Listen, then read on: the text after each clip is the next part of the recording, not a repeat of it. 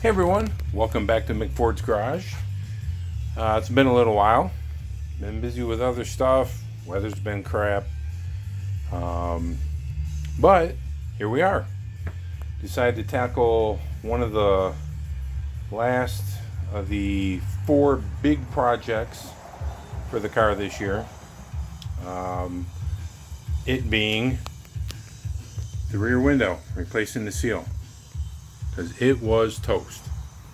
So just waiting on the glass guy to get a hold of me when he's going to be able to come out, and we will get that window in. Don't know if it'll let me film him a little bit, hopefully. And but anyways, I got the old one out. As you can see, it's all flat black. It's hit it with epoxy primer after I cleaned everything. And what I did to get the glass out was, this here is the seal. This is actually the bottom corner.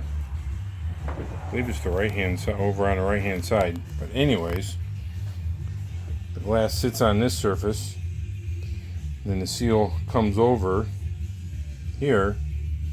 What I did is took a knife, electrician's wire stripper knife, because it's got a nice long blade, it's kind of hooked, and sliced the top of the seal off. Because like I said, this seal had chunks missing.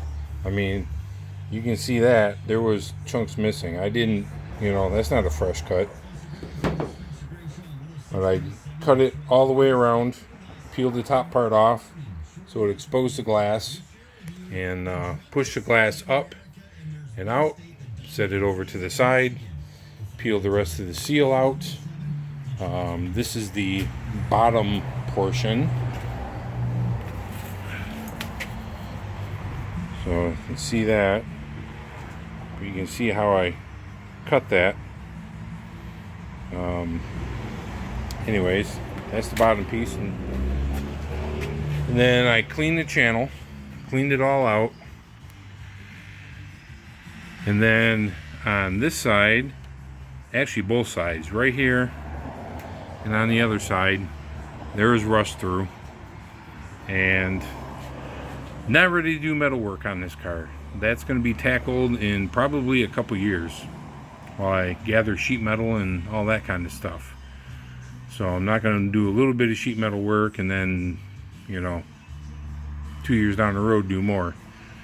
So for now, I took the POR 15 patch, this stuff right here, and squirted it into the hole, both sides, all the way till it come out about the flush. Then I let that set overnight, and I come back out, put another coat to make it a little bit more flush, and that should do the trick for the next couple years. Then I picked up a can of epoxy aerosol epoxy primer, picked it up from the local parts store, King Auto Parts in Utica, and picked up a can of this. Boy, it's not focusing very nicely. There we go. And it works pretty good. Pretty cool. You shake it up for 2 minutes, so the instructions say. And then this little red button, you pop this out of the cap, flip the can upside down, you put it on here. With the can like this, you put that red button on here and you push down on it, and what it does, it releases the activator into the primer. So it activates it. Then you shake it up again for another 2 minutes, and then you're ready to go. So the nozzle, you can turn it so the pattern is straight across, horizontal, up and down, vertical, whichever works best for you. Pretty slick, works pretty decent. Not cheap, so like $30. Here we go with the focus again. But it did the trick. seeing as how I don't have an air compressor, I can't use a paint gun to spray this. That's what I use. So it's going to work pretty good. It's got everything sealed. And tonight, well, I'm a little sweaty. I just got done straightening up the garage a little bit, so I have a little more room. So, what is the deal with this focus? And yeah, there's those of you that are like OCD about everything in its place and perfect and always straight. Well, you'd have a heart attack in my garage. So you'd lose your mind. This is about as good as it gets. It gets a little better in this, but for now, this is going to work. I got a surface to work on my bench. Got the batteries charging those back up. I did some work on the riding mower.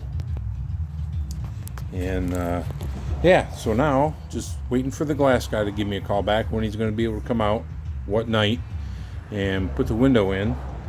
And then that project will be done. Still waiting on the upholstery guy. He is jammed up. So what turned into about a month behind is now about 5 weeks, 6 weeks behind. So just checked in about that the other day. And then the other two is sand the hood down to bare metal, have that primed, painted, not worried about being perfect. The corner over there is kind of bent up, messed up, but at least we're going to get it brown, so it's brown with the rest of the car.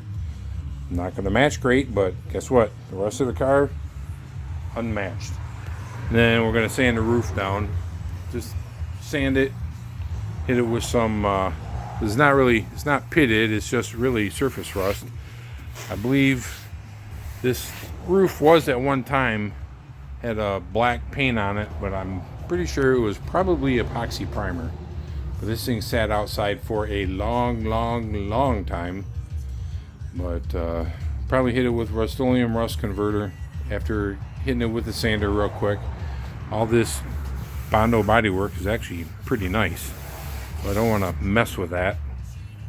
But I'll grind these out, refill that, smooth it both sides, and then I'm going to hit the roof with some Duplicolor aerosol spray-on bed liner.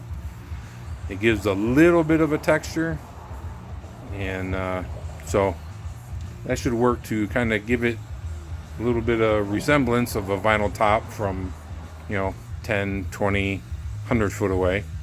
And we'll put the moldings back on. Put the side moldings, put all the window moldings back on, and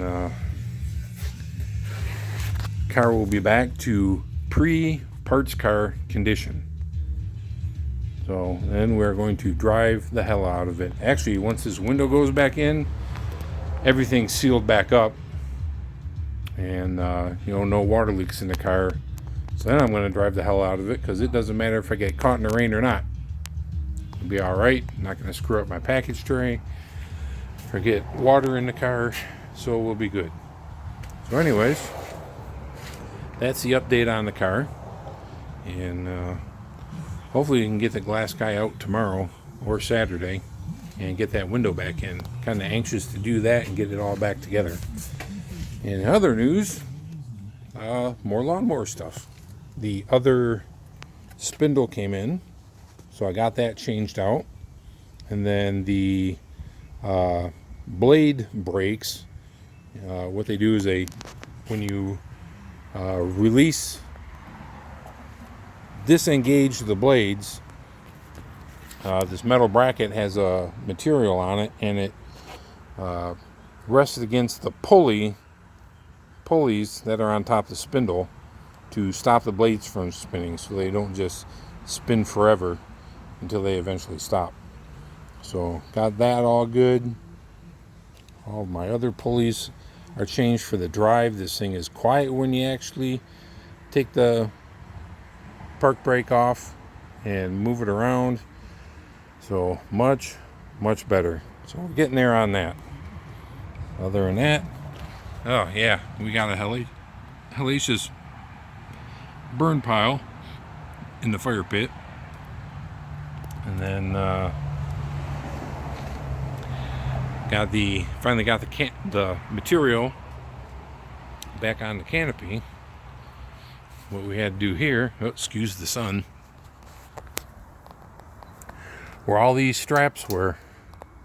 All these straps, after the first year taking this thing apart, a bunch of them, not all of them, but a bunch of them disintegrated. Well, with what was left, I made it through last year. And then when I took it apart then, even more of them disintegrated. What I ended up doing, I bought a grommet kit from Harbor Freight, put grommets at every spot where there is a strap, then I use zip ties. So far, it's working. If I get another summer or two out of this thing, that'll be fantastic. And then we will either dismantle and trash this thing, or take bunch of water in there. It stormed like crazy earlier, so I gotta get the broom and push that up and get rid of the water.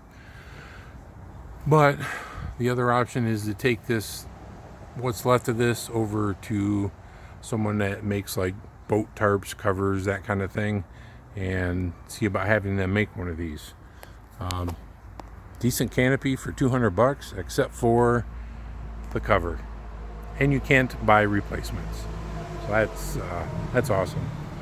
Otherwise, it's nice and sturdy and it's held up well over the last couple years. Anyways, that's all the updates. That's all what's going on. Oh yeah, and we're messing with the truck.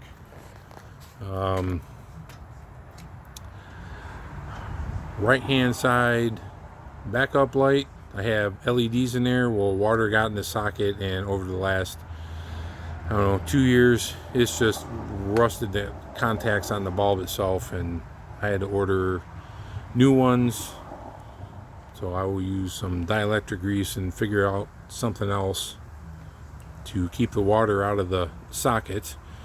And then I get an intermittent hyper flash on this side.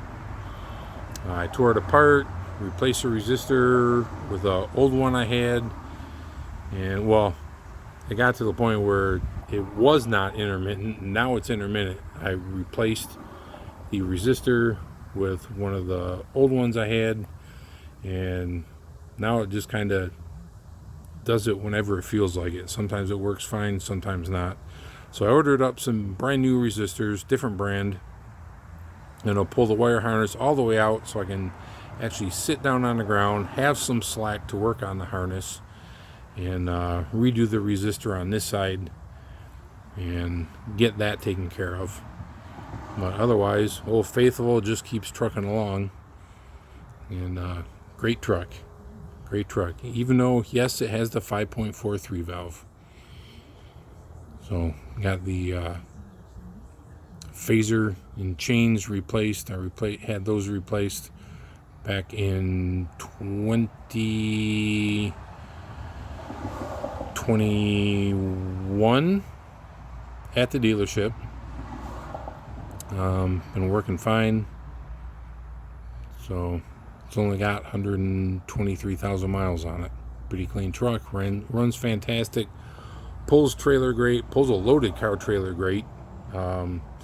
80 miles an hour, no problem. Truck's got the tow package and all that good stuff. Anyways, hope everyone has a great night. Sorry about the rambling.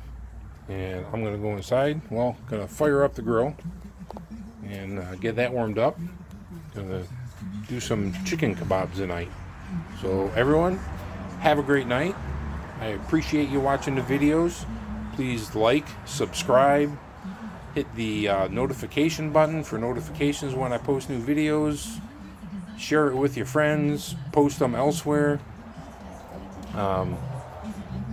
Anyways, have a great night.